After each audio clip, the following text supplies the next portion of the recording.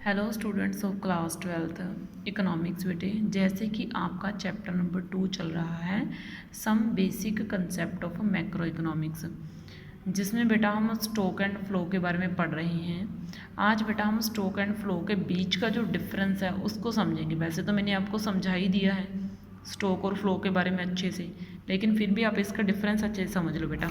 तो देखो स्टॉक क्या होता है। Stock refers to the value of a variable at a point of time. यहाँ पे किसी भी वेरिएबल की मैथमेटिकल वैल्यू होती है जिसको मापा जाता है पॉइंट ऑफ टाइम के ऊपर।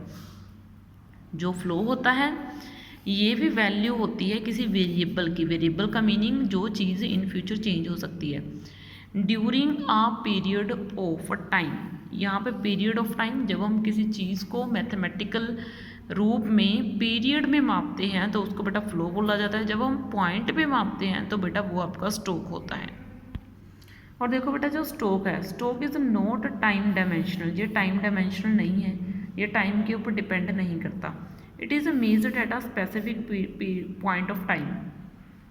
इसको एक खास पॉइंट पे मापा जाता है टाइम के।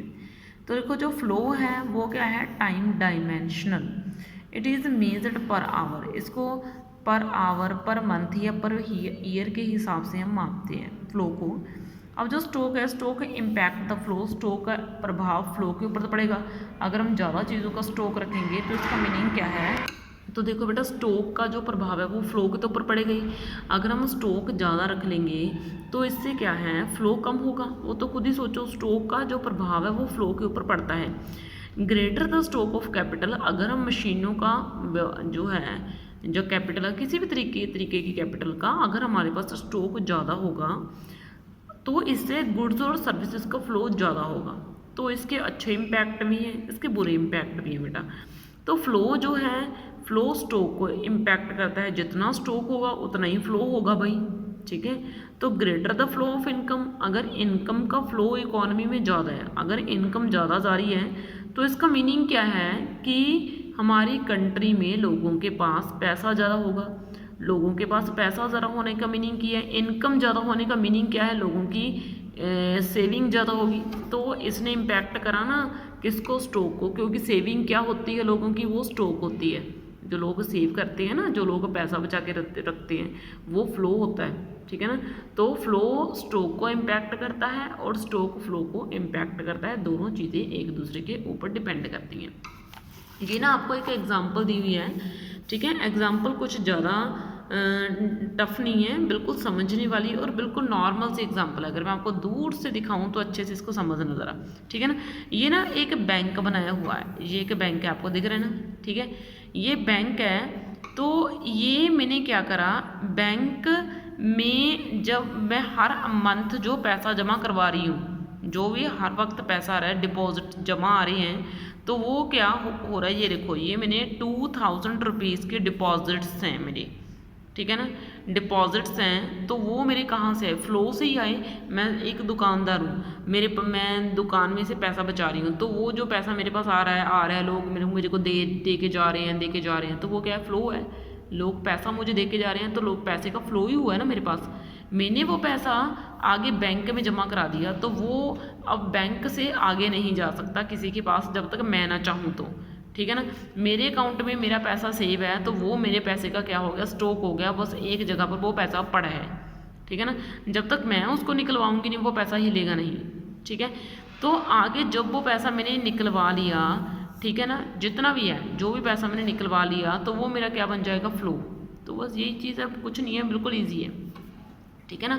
तो देखो बेटा आगे हम 4 सेक्टर्स के बारे में पढ़ेंगे। किसकी, इकोनॉमी के 4 सेक्टर्स होते हैं। आपको ना जो पीएससीबी की बुक है उसमें 5 सेक्टर्स हैं, मतलब पंजाब बोर्ड की, और जो हमारी सीबीएसई है बेटा इसमें भी 4 है, और जो आईसीआई की बोर्ड की बुक है उसमें भी 4 है बेटा। तो देखो बेटा from the macro point of view economy is divided into, इसको 4 पार्ट में डिवाइड करा गया है। एक तो बेटा है आपका हाउस होल्ड सेक्टर। अब हाउस होल्ड सेक्टर होता है, दूसरा बेटा प्रोड्यूसिंग सेक्टर होता है, तीसरा गवर्नमेंट सेक्टर, और जो फोर्थ है बेटा वो है आपका rest of the world sector. और जो बुक है पीएससीबी की उसमें एक 5th सेक्टर ऐड करा गया है और उसका नाम है फाइनेंशियल सेक्टर, ठीक है ना। फाइनेंशियल इंस्टीट्यूशंस, इनको ऐड करा गया है, ठीक है ना। लेकिन हम फिलहाल अपनी CBSE की बुक के अकॉर्डिंग चलेंगे, जिसमें हम 4 सेक्टर्स को डिस्कस करेंगे। फर्स्ट है आपका हाउस होल्ड सेक्टर। इसमें कौन होता है हाउस होल्ड सेक्टर में? हम जैसे लोग होते हैं, हम जैसे कंज्यूमर्स होते हैं जो गुड्स एंड सर्विसेज को यूज़ करते हैं, ठीक है ना, जो गुड्स एंड सर्विसेज को कंज्यूम करते हैं। आधे बच्चों को तो कंज्यूम का मीनिंग ही नहीं पता होना। कंज्यूम का मीनिंग है यूज़ करना, चीज़ों को हम जब बरतते हैं, यूज़ में लेके आते हैं, तो वो कंज्यूम हो गया।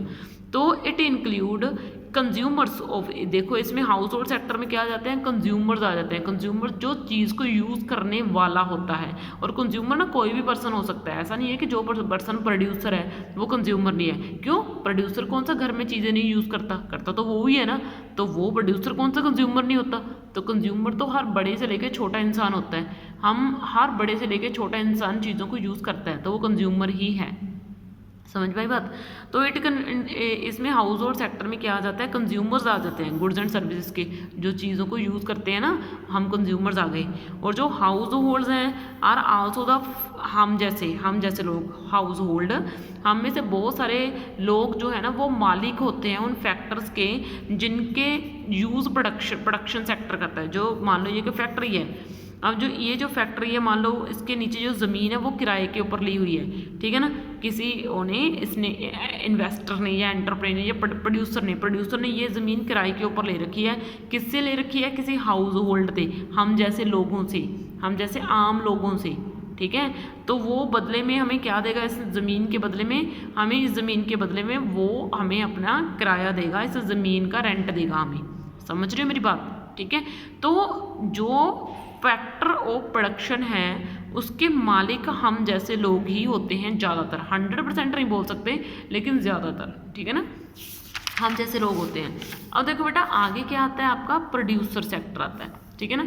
अब हम प्रोड्यूसर सेक्टर की बात करते हैं। तो प्रोड्यूसर सेक्टर में क्या आता है? वो सभी लोग आ जाते हैं जो चीज़ों को हमारे लिए बनाते हैं। हम तो कंज्यूमर्स हो गए, जो चीज़ों को यूज़ करते हैं, बनी बनाई चीज़ों को यूज़ करते हैं। लेकिन जो चीज़ों को बनाने का काम करता है उसको हम प्रोड्यूसर्स बोलते हैं। तो इट इंक्लूड, इसमें क्या आता है? वो सारे प्रोड्यूसिंग यूनिट्स आते हैं इकोनॉमी में for the production of goods and services, ठीक है ना, जो गुड्स एंड सर्विसेज का प्रोडक्शन हमारे लिए करते हैं। द फर्म्स हायर, जो फर्म्स होती हैं वो हायर करती हैं या फिर परचेज करती हैं फैक्टर ऑफ प्रोडक्शन को, ठीक है ना। किससे? हम जैसे लोगों से, हम जैसे यानी कि हाउस होल्ड से।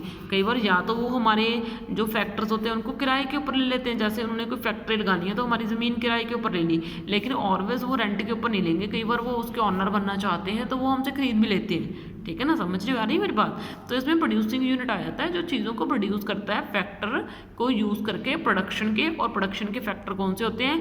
Land, labour, country and entrepreneur skill, ठीक है, एंटरप्रेन्योर स्किल, ठीक है ना। ये तो आपको पता ही होगा ना, ठीक है। अब देखो बेटा आ गया गवर्नमेंट सेक्टर। गवर्नमेंट सेक्टर क्या आता है? गवर्नमेंट सेक्टर जो है उसमें गवर्नमेंट का सारा काम आ जाता है। और गवर्नमेंट 2 तरीकों के लिए काम करती है। गवर्नमेंट एक तो अपनी कंट्री के लोगों के लिए काम करती है कि हमारी कंट्री के लोगों का वेलफेयर हो सके, और दूसरा अगर गवर्नमेंट कोई इंस्टीट्यूशन चला रही है, मान लो गवर्नमेंट की कोई कंपनी है, ठीक है ना, कोई कंपनी है, गवर्नमेंट कंपनी है मान लो कोई, तो गवर्नमेंट 2 तरीके का काम करेगी। एक तो उस कंपनी में कभी भी महंगी चीज़ प्रोड्यूस नहीं करेगी जिससे उसके लोगों को नुकसान हो, उस कंट्री के लोगों को महंगाई झेलनी पड़े। तो वो सस्ता सामान अपनी कंट्री में सरकारी कंपनियों में पैदा करेगी, जिससे एक तो चीज़ सस्ती बिकेगी और दूसरा गवर्नमेंट को भी इनकम होती रहेगी।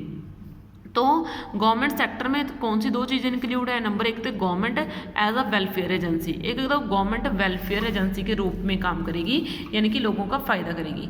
दूसरे नंबर पे government as a producer, government producer के तौर पे भी काम करेगी, प्रॉफिट भी कमाएगी।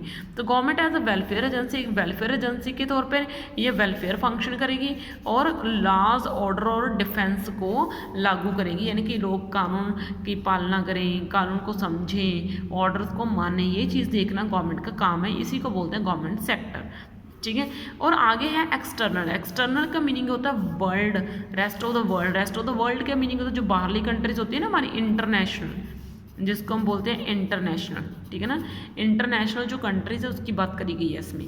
तो देखो इट इंक्लूड, इसमें वो सभी काम आ जाते हैं जो एक्सपोर्ट और इम्पोर्ट से रिलेटेड होते हैं, यानी कि जब हम चीज़ों का आयात और निर्यात करते हैं, यानी कि चीज़ों को अंदर बाहर मंगवाते हैं, हमारी कंट्री से उधर वाली कंट्री में चीज़ें गई तो वो एक्सपोर्ट हो गया, उधर वाली कंट्री से हमारी कंट्री में आई तो वो इम्पोर्ट हो गया। जब हम एक्सपोर्ट और इम्पोर्ट से रिलेटेड किसी की मुद्दे में बारे में बात करते हैं तो इसका मीनिंग हम कौन से सेक्टर की बात कर रहे होते हैं, हम एक्सटर्नल सेक्टर की बात कर रहे होते हैं, ठीक है। जहाँ और एक्सटर्नल सेक्टर का काम क्या होता है, चीज़ों को अपनी कंट्री से बाहर वाली कंट्री में लेके जाना और बाहर वाली कंट्री से हमारी कंट्री में लेके आना, ठीक है। तो बेटा मैंने आज आपको ये सारा समझा दिया है। आगे आपका बहुत इंपॉर्टेंट 2 कंसेप्ट स्टार्ट होंगे, वो करेंगे बेटा। Okay, thank you ji.